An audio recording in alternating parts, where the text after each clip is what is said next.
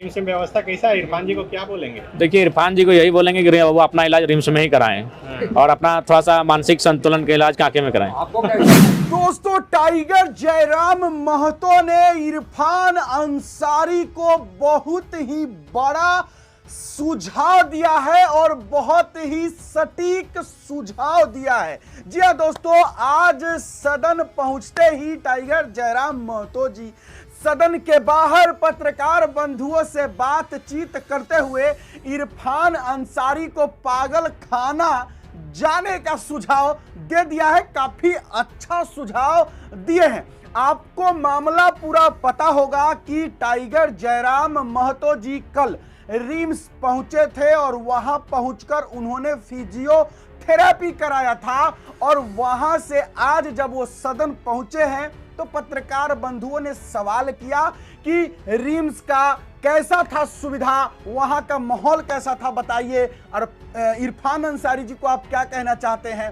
तो टाइगर जयराम महतो जी ने कह दिया कि मैं भी कहता हूं इरफान अंसारी जी को कि रिम्स में ही वो अपना इलाज करवाए और अपने मानसिक संतुलन का इलाज वो कांके में कराए। कांके का मतलब आपको पता है, कांके में पागल खाना है। तो इरफान अंसारी जी को पागल खाना में जा करके अपने मानसिक संतुलन का इलाज करवाना चाहिए, मतलब दिमाग का इलाज करवाना चाहिए, क्योंकि सदन में जो है वो बहुत फुदकते रहते हैं। और भी बहुत बड़ी बड़ी बात टाइगर जयराम महतो जी ने इरफान अंसारी जी को लेकर के बोला है। हम वीडियो क्लिप दिखाएंगे, लेकिन उससे भी सबसे बड़ी एक वीडियो क्लिप हम आपको दिखाएंगे। टाइगर जयराम महतो जी बीच सदन में पहुंचते हैं। आखिर क्यों, आज ऐसा कैसे हो गया कि बीच सदन की कार्यवाही में टाइगर जयराम महतो जी पहुंचे हैं? रोज पहले पहुंचते थे, लेकिन आज बीच में पहुंचे हैं। इसके बारे में सबसे बड़ा सच जो है मैं आपको अंतिम में बताऊंगा, वीडियो क्लिप दिखाऊंगा। लेकिन सबसे पहले हम आपको इरफान अंसारी जी को लेकर के टाइगर जयराम महतो जी क्या कुछ बोले हैं सदन के बाहर मीडिया बंधुओं से, पत्रकार बंधुओं से, पहले वो देखिए, सुनिए, फिर उसके बाद हम चर्चा करते हैं। पहले ये देखिए। तबीयत कैसी है आपकी? तबीयत थोड़ा सा ठीक ठाक नहीं है। रात को अचानक, मतलब हम लोग अपनी भाषा में मुरकना या कड़कना बोलते हैं, वही हुआ है। वो खेलेंगे। रिम्स में व्यवस्था कैसा है? इरफान जी को क्या बोलेंगे? देखिए, इरफान जी को यही बोलेंगे कि वो अपना इलाज रिम्स में ही कराएं और अपना थोड़ा सा मानसिक संतुलन का इलाज कांके में कराएं। आपको कैसा फील हुआ वहाँ इलाज करा? देखिए, जब हम गए तो जाहिर सी बात है, देखिए हम एक माननीय है तो निसंदेह हमें शिकायत नहीं मिली और ये सच्चाई भी है, क्योंकि हमारे जाने की सूचना पूर्व में ही हो चुकी थी। तो लिहाजा जब कोई माननीय जाते हैं, जैसे मंत्री महोदय जाते हैं, इरफान दा जाते हैं, तो तामझाम के साथ जाते हैं, अंगरक्षक रहते हैं दुनिया भर के, सायरन बजा के जाते हैं, तो लोग चौकन्ने हो जाते हैं। अगर सही में व्यवस्थाओं को जानना है, देखिए रिम्स की हम आलोचना कर सकते हैं, रिम्स के खिलाफ नहीं जा सकते रिम्स, क्योंकि हमको मालूम है रिम्स हमारे राज्य के करोड़ों लोगों की उम्मीदें हैं, जहां से वो अपने परिवार के उचित इलाज की आस देखते हैं। मैं उनकी आलोचना करूंगा। अगर वहाँ व्यवस्था ठीक नहीं होगी, डॉक्टर की सुविधा नहीं होगी, दवा की सुविधा नहीं होगी, मैं आलोचना करूंगा। लेकिन मेरा तो प्रयास रहेगा कि रिम्स को दुरुस्त किया जाए और राज्य में ऐसे ऐसे और रिम्स आए। तो इसलिए मंत्री जी को चाहिए कि वो अपना परिवेश को, अपने पोशाकों को, अपने परिधान को बदल कर जाए, किसी को पता ना चले कि इरफान अंसारी आए हैं, तभी वास्तविक जो स्थिति है उससे वो अवगत हो पाएंगे। लेकिन रात में इरफान अंसारी खूंटी के सदर अस्पताल गए थे, अचानक से निरीक्षण करें। वो करेंगे। अभी ना मंत्री बने हैं तो थोड़ा सा भोकलबाजी करने में बहुत, हाँ, थोड़ा सा।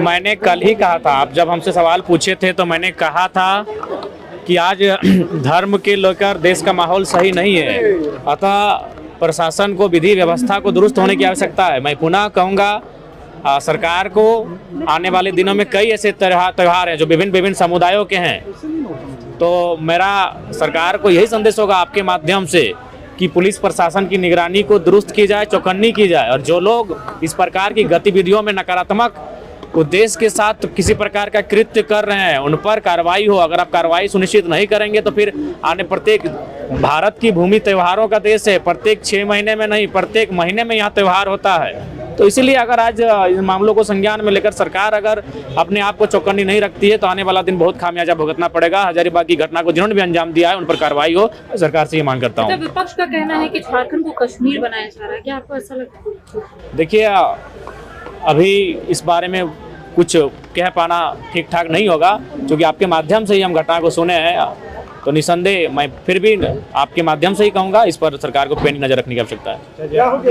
JSSC CGL मामले में 8 लोग को पुलिस ने गिरफ्तार किया है, सीआईडी ने कहा है कि प्रथम मतलब अब तक ये साक्ष्य नहीं मिले हैं कि पेपर लीक हुआ था।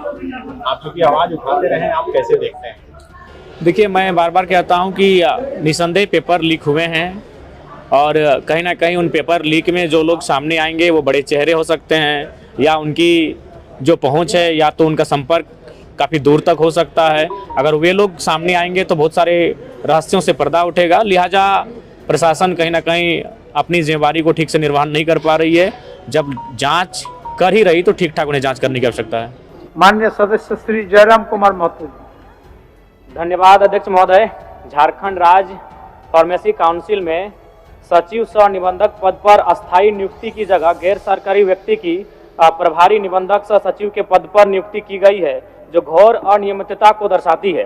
साथ ही जिस व्यक्ति की नियुक्ति हुई है वह 2 राज्यों झारखंड और बिहार में निबंधित है।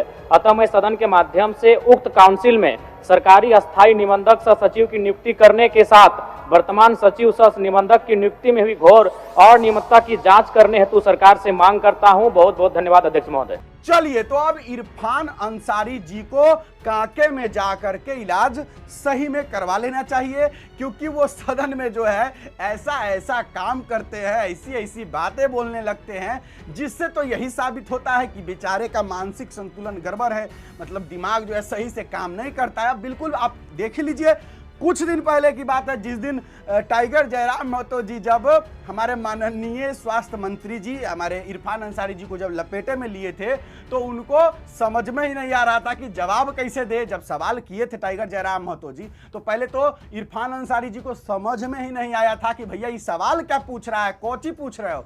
उसके बाद जो दोबारा अध्यक्ष महोदय समझाए थे कि जयराम जी ये सवाल पूछ रहे हैं, तब इरफान अंसारी जी जवाब दिए थे, वो नहीं दे पाए थे।